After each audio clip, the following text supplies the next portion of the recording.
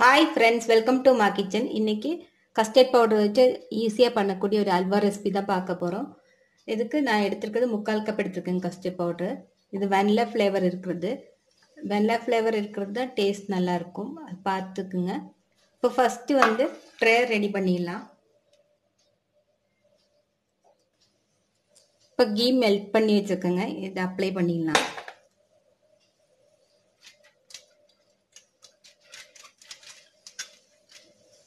ஃபுல்லாக எல்லா இடத்துலையும் பரவுற மாதிரி அப்ளை பண்ணி வச்சிடலாம். இதை மாற்றி வச்சுக்கலாம். இப்போ கஸ்டர்ட் பவுடர் நல்லா கரைச்சி வச்சிடலாம். ஏன்னா இப்படியே போட முடியாது, பாகில் கெட்டியாயிடும். அதனால இதுக்கு 3/4 கப்பும் போது 1.5 கப்பு தண்ணி ஊற்றிடலாம். இப்போ நான் எடுத்து அதே கப்பில் அளந்து ஊற்றுருங்க. இப்போ ஒரு 3/4 கப் ஊற்றிட்டேன். இதில் ஒரு கலர் இருக்கு இல்லைங்களா, அதனால கலரெல்லாம் ஆட் பண்ண வேண்டாம்.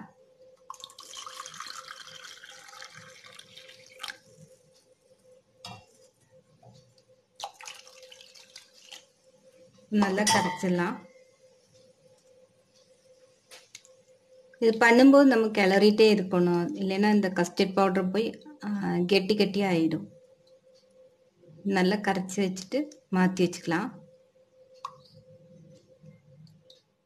இப்போ இது ரெடி ஆகிடுச்சு, இதை மாற்றி வச்சுக்கலாம். இப்போ நான் ஒரு கடாய் வச்சுருக்கேங்க. இப்போ இது பால் காய்ச்சிருக்குதா, நான் இப்போ 1.5 கப்பு சர்க்கரை ஆட் பண்ணுறேங்க.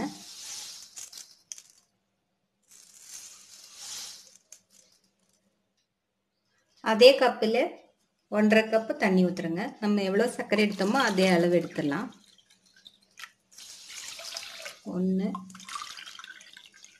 2. இப்போ அடுப்பு பற்ற வச்சிடலாம். நல்லா சர்க்கரை கரைஞ்சிட்டு பபிள்ஸ் வந்தால் போதுங்க. சர்க்கரை நல்லா கரையட்டும்.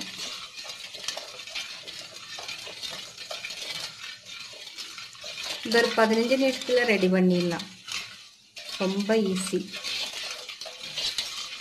இப்போ பாருங்க, சர்க்கரையில் கரைய ஆரம்பிச்சிருக்கு. நல்ல பபிள்ஸ் வரட்டும்.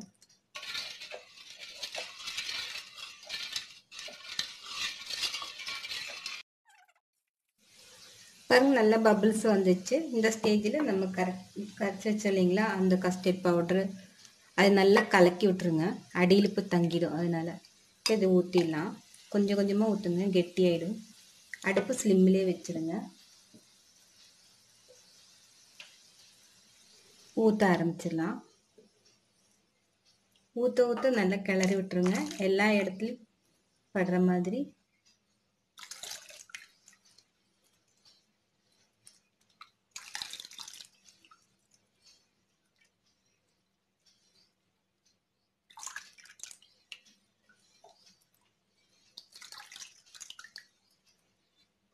நடுவில் இது கிளறி விட்டுருங்க.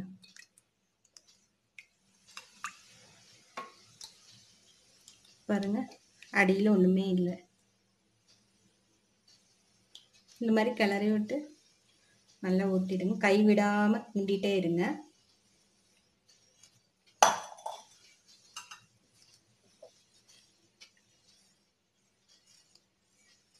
கொஞ்சம் நல்லா சுண்டுனவர் கொஞ்சம் மீடியமில் வச்சுட்டு திருப்பியும் ஸ்லிம் பண்ணிவிடுங்க. ஏன்னா இது வந்து அந்த கஸ்டர்ட் பவுடர் வந்து அடியில் போய் தங்கறதுக்கு சான்ஸ் இருக்குது. அதனால நல்லா எல்லா இடத்துலையும் படுற மாதிரி கரண்டி வச்சு நல்லா கிண்டிடுங்க. அதுக்காக தான் ஸ்லிம்மில் வைக்கிறோம், ஏன்னா சீக்கிரம் அடி பிடிச்சிடும். சீக்கிரம் ரெடி ஆகிடும். ஆனால் பார்க்குறக்கும் நல்லா இருக்குங்க, நல்லா சாஃப்டாக இருக்கும். அல்வா வந்து ரொம்ப சாஃப்டாக இருக்கும்.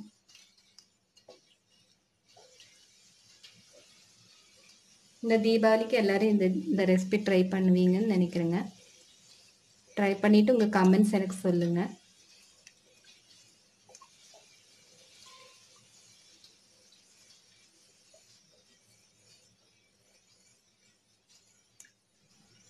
இந்த மாதிரி ரெசிபியெல்லாம் பண்ணும்போது இந்த மாதிரி பரவலான கரண்டி எடுத்தோம்னா எல்லா இடத்துலையும் படும். நம்ம ஒரு தடவை இப்படி கிண்டனாலே எல்லா இடத்துலையும் படும். இது ஒரு டிப்பு தான். புதுசாக சமைக்கிறவங்களுக்கு இதெல்லாம் தெரியாது. சின்ன கரண்டி எடுத்து ரொம்ப நேரம் அது ஒரு பக்கம் தீஞ்சிரும், அப்படி ஆகும். இது எல்லா இடத்துலையும் படும் பாருங்க. பாருங்க, கஸ்டர்ட் பவுடர் எல்லாம் வெந்து லெம்ஸ் மாதிரி வர ஆரம்பிச்சிருக்கு. நல்லா கைவிடாமல் ஸ்பீடாக கிண்டிடுங்க. கெட்டி ஆயிடும் இது.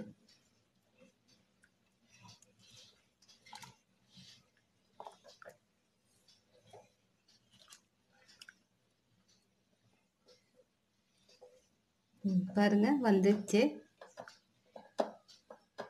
கெட்டியாகவும் ஆரம்பிச்சிச்சு. கலரும் சேஞ்ச் ஆயிடுச்சு பாருங்க. நல்லா வெந்துடுச்சு.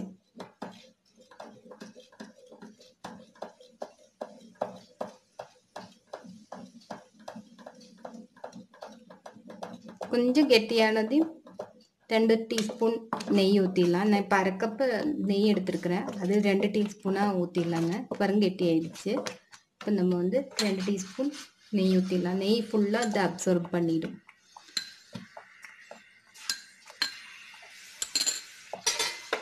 கொஞ்சம் கொஞ்சமாக ஊற்றினா போதுங்க நெய். எவ்வளோ சீக்கிரம் ஆயிடுச்சு பாருங்க அல்வா.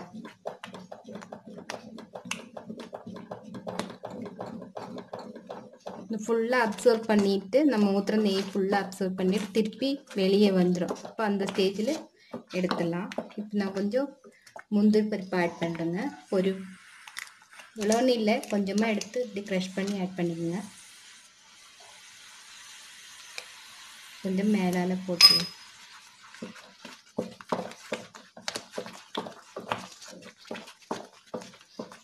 திருப்பி 2 டீஸ்பூன் நெய் ஆட் பண்ணிக்கலாம்.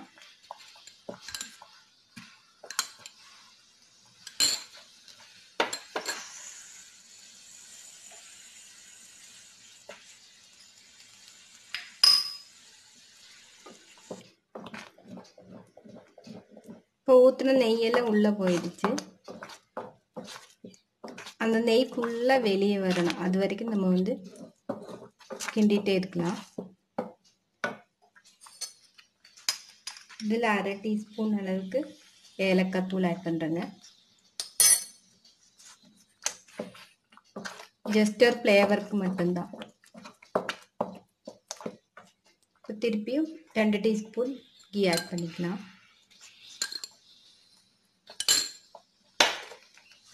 நல்ல கெட்டியாக இதுலேருந்து நம்மளுக்கு தனியாக வந்துடும். பார்த்தாலே தெரியும், அந்த தான் கன்சிஸ்டன்சி.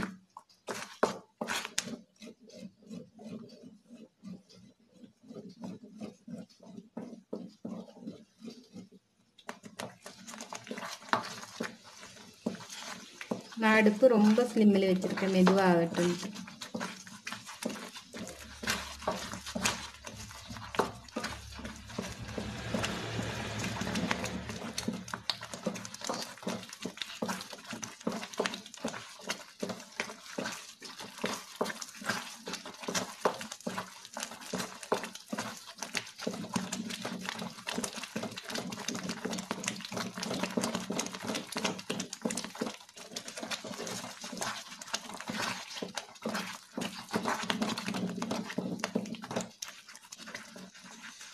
ரெண்டு டீஸ்பூன் கூட நெய் ஆட் பண்ணிக்கலாம்.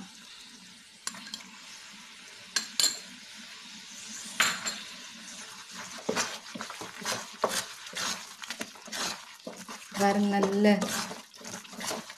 க்ளோஸி ஃபினிஷ் வந்துச்சு. இந்த மாதிரி மாவு வேகணுங்க, அப்போ தான் கண்ணாடி மாதிரி இருக்கணும். அப்போ தான் அல்வா நல்லாயிருக்கும், பார்க்குறதுக்கும் நல்லாயிருக்கும், சாப்பிட்றதுக்கும் நல்லாயிருக்கும். நீ நம்ம ஊற்றின நெய்யெல்லாம் விட ஆரம்பிக்கும், நல்ல கெட்டி ஆயிடும்.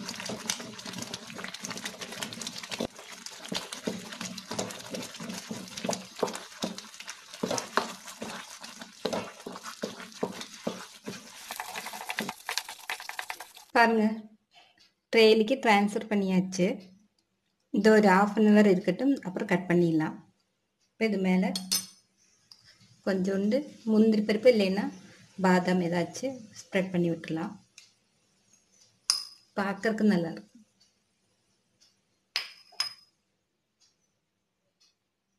இந்த ஆறட்டுங்க. ஆறிட்டு கட் பண்ணிவிட்டு உங்களுக்கு காமிக்கிறேன். இப்போ நல்லா செட் ஆயிடுச்சுங்க. இதை கட் பண்ணிடலாம்.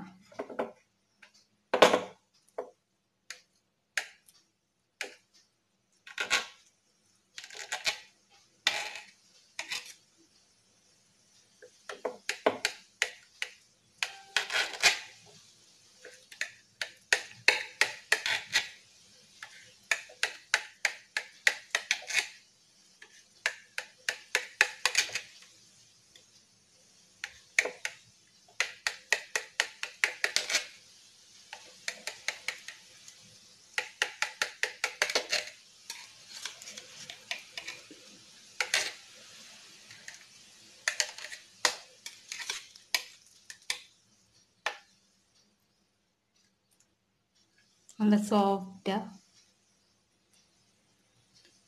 எவ்வளோ நல்லா வந்திருக்கு பாருங்கள். சாஃப்டாக இருக்குது. எல்லோரும் செஞ்சு பாருங்கள். உங்கள் கமெண்ட்ஸ் எனக்கு மறக்காமல் சொல்லுங்கள். இந்த வீடியோ பார்த்ததுக்கு ரொம்ப ரொம்ப தேங்க்ஸ்.